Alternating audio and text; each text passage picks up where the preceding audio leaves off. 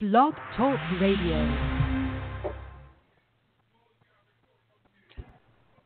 What's up, college football fans, and welcome to another edition of Quick Slants, the show where we talk nothing but college football, brought to you, of course, by War Room Sports. I'm one of your hosts. I'm Devin McMillan, but I'm here at the round table with the star of the show. We got Fred Perdue in the building. Fred, what's going on? What's going on, man? College football is chugging along, and, man, I'm not all that happy. I didn't like that, as Kirk Cousins once said. I didn't like that. He might have liked that. I didn't. You don't like that? Is that what you're trying to say? No, I don't. Not at all. Not at all. Is it going a little too fast for you, Fred? I mean, because I know the anticipation that you have leading up to this time of year, and right now we're already at the halfway point. It's going just everything's happening kind of exactly how I thought it would. We're still a part of the Alabama Invitational, and things are the silliness of college football is right on time, right about midway through the season. Upset special city. We had upset weekend. It was a crazy weekend, and quite honestly, I didn't like it much. It hurt my pick'ems. I didn't like them. It really. I had a bad week. It was all together a bad week. All right. You like that? You like that? Not this week, Kurt. Not this week. All right, well, let's get right into Upset Saturday and, some of the things that resulted from Upset Saturday. Nick Bosa, he's calling it quits at Ohio State, and, he's decided to concentrate on the upcoming NFL draft. What are your thoughts on this? Do you like this decision? I love this decision. What else can he prove in college? I mean, he's the best pass rusher, best defensive lineman, overall prospect going into the 2019 NFL draft. He was already talked about as being the number one overall pick. And quite honestly, why tear your body up even more trying to come back? Why not go focus on the NFL and worry about being the number one pick there where you're going to make some real money versus letting the NCAA keep using you for their own greedy needs. Who wants to play for Urban Meyer? Just saying. I feel you, man. And in other news, you spoke about the Alabama Invitational. They have a little bit of a situation going on there as Tua, their star quarterback. I'm not going to ever try to say his last name. Tua is dealing with an injury. What's the latest on his injury news? I see that he keeps trying to downplay it a little bit. Yeah, Tua Tagovailoa. It took forever for me to catch on to that. Yeah, that guy. But yeah, that guy. He already had a bit of a gimpy knee already early in the season. He had that injury starting with the Louisville game, week 1, and it was always something, but we never really knew how it would hold up. And fought through it and rehab, and we know how those Alabama guys do. Tweaked it again later on in the year. Nothing when you're not playing full games. We're not even talking full half. We're not playing full half. He tweaked it on it, scrambling. It was a non-contact injury. He slid. And I think his foot may have grabbed the ground a little bit, and he tweaked the knee. But quite honestly, that game was over. Even with it being only a 20-point lead, it was still somewhat over. I think he'll be fine. I think he's gonna continue wearing a sleeve on the knee. And I'm not a doctor or anything, but I think if tomorrow was the national championship, I'd be 85-90% sure that he'd start. All right, so let's talk a little bit about how Upset Saturday shuffled the top 25. There's a lot of movement this particular week. What stands out to you the most? Man, we had big-time matchups where whether it was you had a Miami team, my Miami Hurricanes, we can start there, losing to a Virginia team that I actually thought this week wouldn't be the trap game, but actually 2 weeks from now they have a bye this week, but the following week against Boston College on a Friday, Miami team, South Florida team traveling up north. It's cold. That would be the trap game. But Bronco Mendenhall has really, the record doesn't show it, but that team's they're a solid defense. They have a pretty good quarterback, and they take advantage of bad quarterback play from teams that decide they're going to take teams lightly, and that's what Miami did. So they lost that game.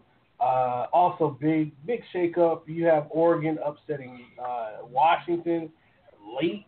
I didn't see that one coming. Justin Herbert may be a little bit better of a quarterback than I thought. Michigan made big-time waves, knocking off Wisconsin, and not just knocking them off, but blowing them out. 38-13. Yeah, Jonathan Taylor had over 100 yards, but it really didn't mean anything. Shea Patterson looks like a really good quarterback. And Jim Harbaugh, in the beginning of the season, we thought they were dead in the water. No, not so fast, my friend. This Michigan team looks pretty good on both sides of the ball. Higdon at running back is really making big plays. Shea Patterson, the Ole Miss transfer, looks like an NFL quarterback, and that's the one thing this team lacked was a quarterback. Going down south, LSU, the same LSU that knocked off my Miami Hurricanes in week 1, also knocked off the number 2 team in the country in the Georgia Bulldogs, to the point where Georgia fans are actually calling for Jake Fromm's head. Now, let's put this in perspective, and now he probably knows how Jalen Hurts is feeling. Jake Fromm has lost 2 games in 2 years. 2 games in 2 years. National championship and a trip to Death Valley during the day against a pretty good LSU team that looks like they may be rising a little bit and they're hitting their stride. They're calling for the freshman Justin Fields already. No quarterback is safe if you have a 5-star freshman behind you. You are not safe. Quite honestly, it's an overreaction to me. You stick with your star quarterback. I also look at Oklahoma. They've kind of fallen after the Texas loss. Florida made big waves as well, knocking off Vanderbilt, holding on after that. They had a near scare. West Virginia really got rocked by an Iowa State team. And last week I said, folks, Iowa State's that pesky team in your side, and they always win a game. You don't expect them to win, and they're not supposed to win. They blew West Virginia out 30-14, and that was the one game. Will Greer looked kind of pedestrian out there. This week was full of just craziness, and I think the craziness is going to continue. So, and also Penn State losing to Michigan State, that was a thing too.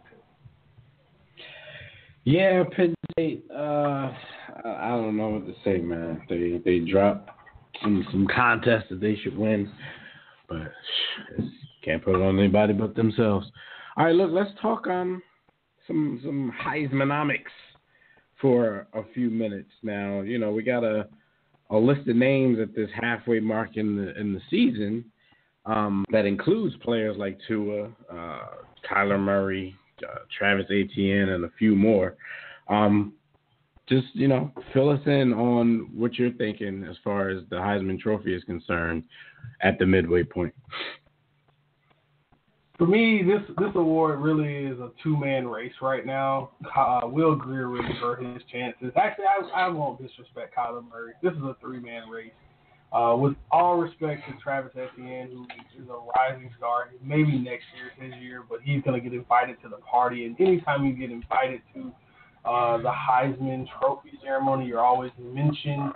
It's like the best runner-up situation you can ever be in. Well, he was in the running for the Heisman, but he didn't win it. He was like 5th or whatever. But for me, he's a rising star, averaging about 9.2 yards a carry. That's huge. Jonathan Taylor, the fumbles still are a problem, but he's still making waves. He's 100 yards against Michigan in a loss. Can't be mad at that.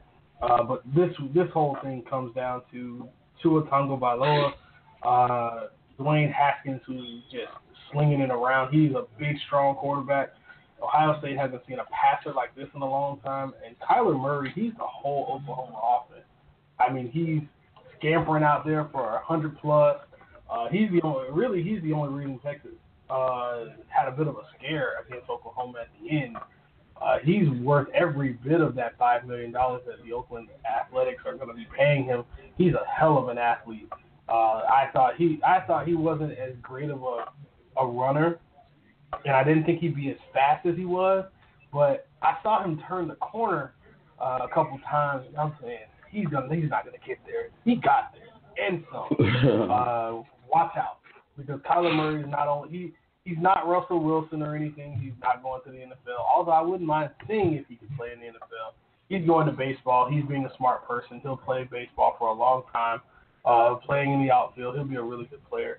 But for me, right now, that's my 1, 2, 3, and then there's everybody else.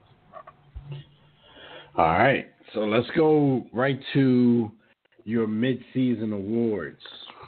This should be interesting. Let's start right off with the coach of the first half of the year. What do you got? Nick Saban. Quite honestly, he made the choice to switch quarterback. And I know this is everyone knows, we know by now I'm a Nick Saban apologist, but the guy is really continuing the excellence. He somehow wins, his teams win national championships, and he treats those guys that won those national championships, the following year, not even the following, a week after, he treats it like he's 0-11, and they need to. He just breaks these guys down and says, "Look, we didn't win anything. We haven't done anything. Forget what happened yesterday. Let's continue doing what we're doing." And yeah, the back end of the defense isn't great. Yeah, the offense is really good. Yeah, they have this team right now is still building and they're young, but Tua running this offense still hasn't thrown an interception, by the way. Still hasn't played a full game, by the way. By the way, they're not going to see a real team until maybe Auburn, maybe Mississippi State, maybe. Welcome to the Alabama Invitational, folks. If you haven't been watching, pay attention. Pay attention. I want to see this team score 70 on everybody. Jerry Jeudy's really good. And I think the defensive line and the front seven is really covering for that back end and that's called good coaching. You continue to switch coaching staff members, whether it's offensive coordinator, defensive coordinator, whatever it is. You can continuously have a war of attrition on your coaching staff, and you can still have the same excellence year in and year out. Nick Saban wins this award right now, and quite honestly, you can call this the Nick Saban Award. I'll give it to him at the end of the year regardless, unless Kirby Smart or somebody decides their team's going to beat Nick Saban. That's the only way you're doing it. All right, let's. I'm gonna save Heisman Trophy for last. So let's go to your game of the year so far. Game of the first half. I don't ever really praise the Big Ten much, but Ohio State Penn State was probably the best game I've seen. It had every bit of. It had the back and forth. It had the struggle at quarterback. It had the bad play call. Everything you want in college football, it had. The atmosphere was live. I mean, the late game drama. Awesome. Late game drama. It had everything. And still, Ohio State found a way to make plays and win a game without their star pass rusher, who has decided, I'm going to the NFL. I'm not wasting my time in here. All right. So what about your upset of the year? Upset of the year just recently happened. LSU at Georgia. LSU over Georgia. LSU was at home. I didn't see that coming at all. The LSU defense is really good, but Joe Burrow, for all of the mistakes he makes, he finds ways to win games. And quite honestly, that's the one thing that matters. You find ways to win games. Coach O, nobody really expected this. Will they keep it up? Who knows? They got Alabama coming. So we'll see what this team is really made of soon. But definitely biggest upset of the year. Hello? You play to win the game. You don't play to just play it. All right, so who's your surprise team of the first half? Surprise team, Notre Dame. I didn't expect them to be 7-0. I didn't expect them to beat Michigan. I didn't expect them to be anywhere near a playoff, and yet they find their way into they're right there. They're right there, and they have to keep winning. Otherwise, because they're technically not in a conference, even though they have one foot in the ACC. They're even in all of the ACC advertisements. I mean, even on the basketball side of things, they're technically in the ACC, but in football, they're really halfway in. So are they really like just the A, or are they just the AC? I don't know. But this team has been great on both sides of the ball. Ian Book was the replacement at quarterback. I wish you would have went with him early, coach, but it didn't kill you too early. But the running game's been good. The secondary's been good. The front seven's been good. Brian Kelly has a really good team. He's recruiting down south. Smart guy. Can't recruit all those guys up north, and you got to come down south to get some speed. I really want to see what they look like against a couple more real teams. We'll see against USC, against Stanford. We'll see what they look like going forward. The only thing, that Michigan win looks a lot better now than it did at the beginning of the year. So they need Michigan to keep winning, and it'll make them look a lot better. All right, and your disappointing team of the year. Disappointing team of the year, the Miami Hurricanes. Yeah, shocker. Can you believe it? Maybe you thought I was going to say, I don't know, Florida State. Maybe you thought I would say, yeah, exactly. Those Miami Hurricanes, they look good on defense. They have an elite defense. But guess what? The offense is putrid. The offense is putrid. Let me repeat that, Miami faithful. Your offense is putrid. Mark Richt looks bad as a play caller. He needs to give it up. The only way the Hurricanes will ever be back, you need to give your coach needs. And I say this as your coach. He's my coach too. But Coach Richt, give it up. Give up the ghost, man. You got to give it up. Put your pride to the side. Go get a real play caller. Go get a real offensive coordinator, not your running backs coach who has a title. Or your really good defensive coordinator is going to leave and go to a team like maybe Alabama or maybe Michigan or somewhere where they can use him and they have an offense in place. Just saying. All right, and last but not least, if it all came to an end today, who would get that Heisman Trophy? The Heisman Trust would like to thank Jonathan Taylor, Travis Etienne, Kyler Murray, Dwayne Haskins, and Will Greer for coming. You guys will forever have your name enshrined into the second, third, fourth, and fifth, sixth place, whatever you want to call it, the runner-up for the Heisman. But Tua Tagovailoa, quarterback, Alabama wins this thing. It's going away. Not even close. Not even close. Not even close. All right, so that was our mid-season awards. Let's get on out of here with our Pick'em segment. And you guys know the drill if you listen every week. Our Pick'em segment is the segment where we talk about, Fred actually talks about the games that are actually listed in our College Pick'em group, the War Room Sports College Pick'em, powered by ESPN.com.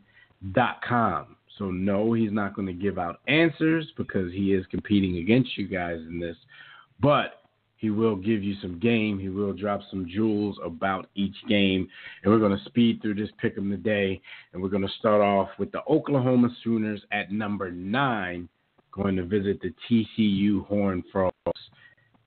What do you say in this one? Oklahoma fired defensive coordinator Mike Stoops, so no longer there are no Stoops left on this coaching staff. They hire Ruffin McNeil as their defensive coordinator. They refuse to even stoop to that level, huh? Yeah, exactly. Exactly. Good one. This game is going to be this is going to be one of your typical Big 12 grinded out games. I want to see Oklahoma score a lot of points, but I want to see them stop somebody. Sean Williams at quarterback for TCU is a pretty good runner, not a great passer. If Kyler Murray has to do it all and be Superman again, this game could be a lot closer than you expect. All right, so up next we have the number 6 Michigan Wolverine versus number 24, Michigan State Spartans. We got that Michigan matchup. Thoughts? Wow. If you told me Michigan was going to be here at the beginning of the year, I'd tell you were a little bit crazy. I told you that at the beginning of the year, Harbaugh would actually be coaching for his job. I don't think he's coaching for his job anymore. They still have to finish the job, but quite honestly, Karan Higdon is really making big plays for him. The running game has been key, and you know how it is in those cold weather states. You need a running game. He's 687 yards, 6 touchdowns, pretty good. But Shea Patterson has been a godsend for him. He's roughly about 65 as a passer, really good. 10 touchdowns, 3 picks, not bad. On the other side, Michigan State at quarterback is just putrid. Lewerke is really not the yardage is okay, 1,500 yards, but 8 touchdowns and 7 picks. You got to cut down on the turnovers. Michigan, this is a rivalry game, so what you'll see in this, because we know how this matchup has been over the years, dating back to 2015. All we had to do was get off the punt, and we had a situation where the ball was fumbled, and Michigan State won the game off of a scoop and score. Don't want those kinds of things happening. Michigan's a touchdown favorite. They're allowing only about 238 yards a game, which is really good. Only 108 yards on the ground. Michigan State will have to run the ball to win this one. I don't think they'll be able to. By the way, Michigan's on a 5-game winning streak. As well, and Michigan State, by the way, they've dropped 2 of their last 5 to Northwestern and Arizona State, respectively. All right, so let's go with number 20, Cincinnati Bearcats, visiting my hometown Temple Owls. This Cincinnati team, I haven't got to see this team a ton. They really aren't on TV much, but they are undefeated. And whenever you see an AAC, the American Athletic Conference matchup, one thing you know is that there's going to be a ton of offense in this game.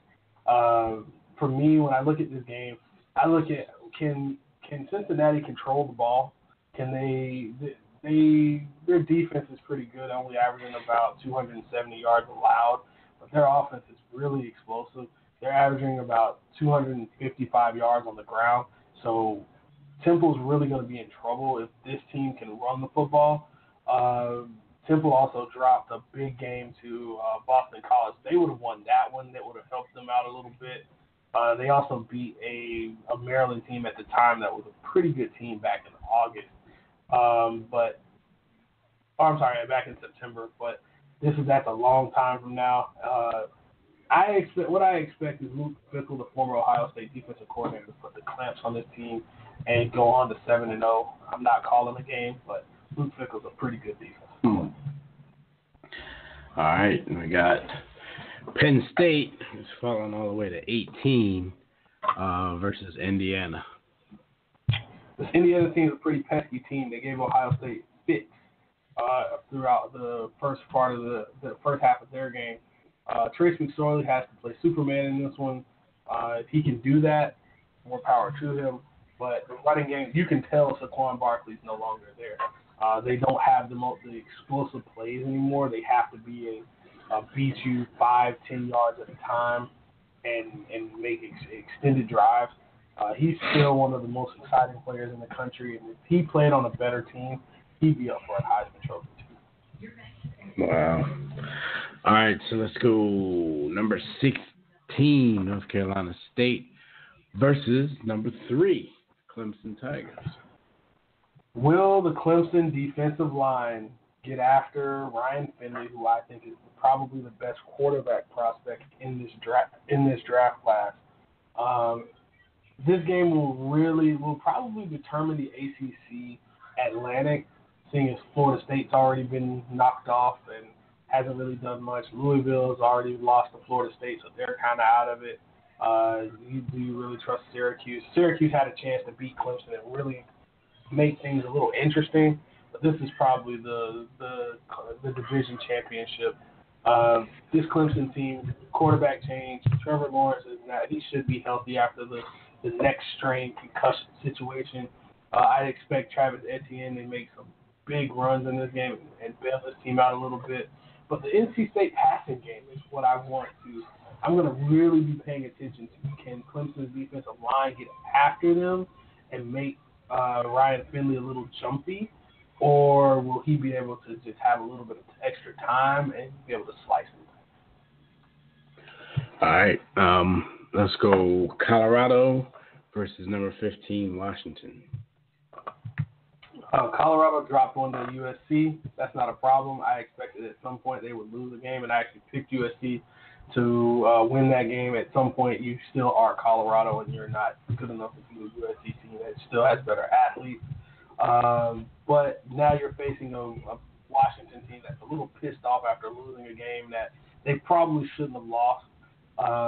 One of the big-time players I want to highlight is LaVisca Chenault Jr., leading the country in receiving yardage with 60 catches for 780 yards and 6 touchdowns.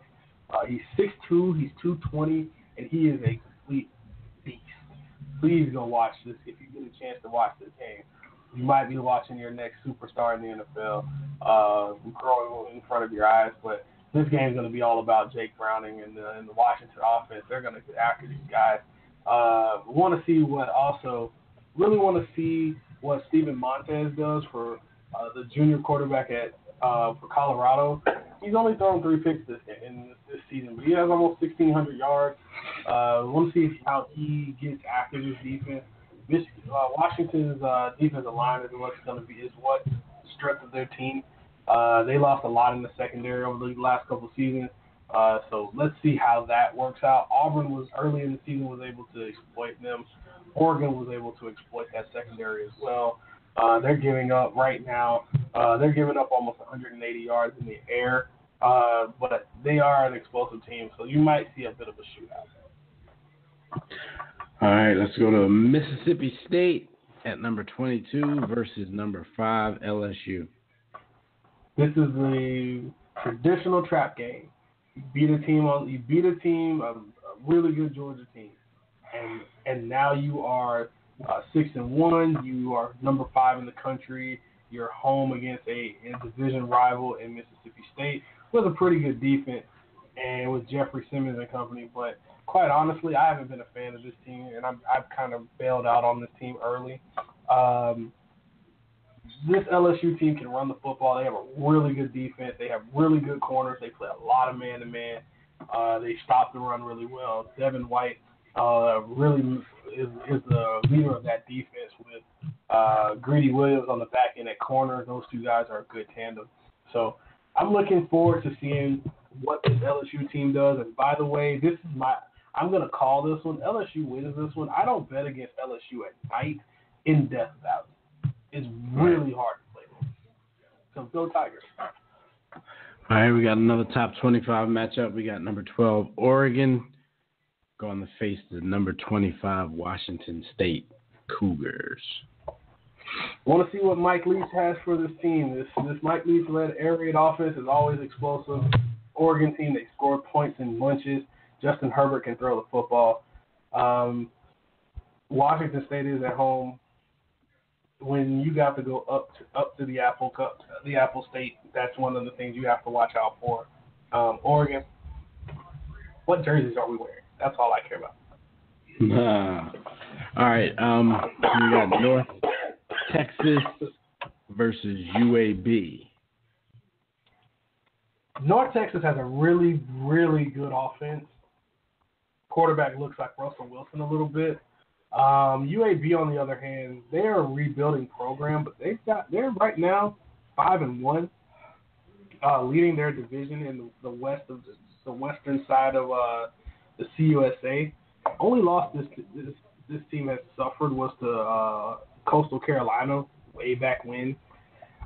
This is going to be a bit of a shootout because North Texas doesn't play much defense, but their offense is high powered. I really like what Dodge is doing in there, and Littleton is doing also at quarterback. So we'll see what this team does. Want to see lots of points scored. All right, and last but not least, we got the USC Trojans visiting the Utah Utes.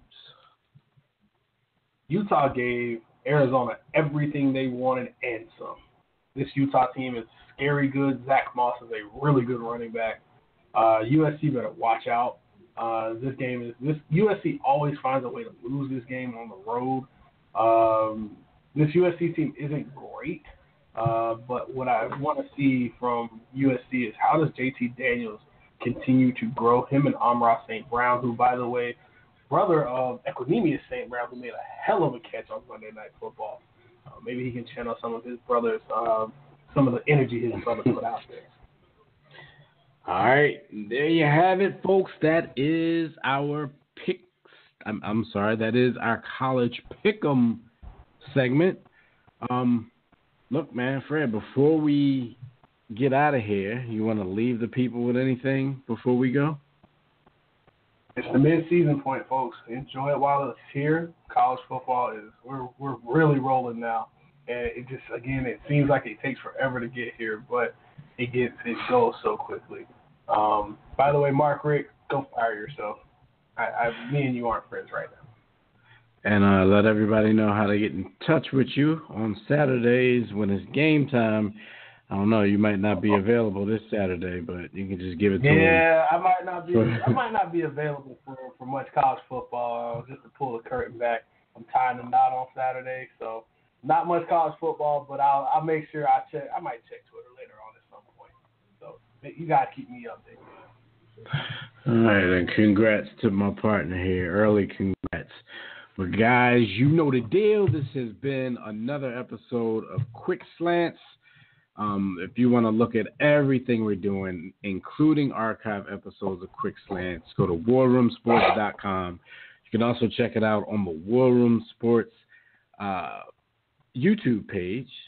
You can also just check out archive episodes of everything we're doing at War Room Sports all over the internet, wherever you do your podcast listening.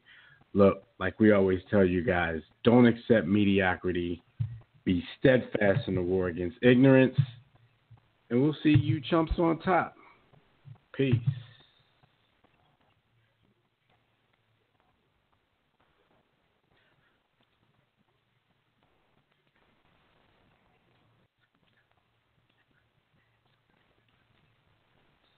Did you hear the news? Metro PCS is now Metro by T-Mobile. Now you get new plans with unlimited high-speed data all month long, all on the T-Mobile network. Check out the new Metro by T-Mobile today and discover the smarter way to get unlimited. Metro by T-Mobile. That's genius. During congestion, the fraction of customers using greater than 35 gigs per month may notice reduced speeds, and Metro customers may notice reduced speeds versus some T-Mobile customers. Video streams at 480p. Coverage not available in some areas. See store for details and terms and conditions.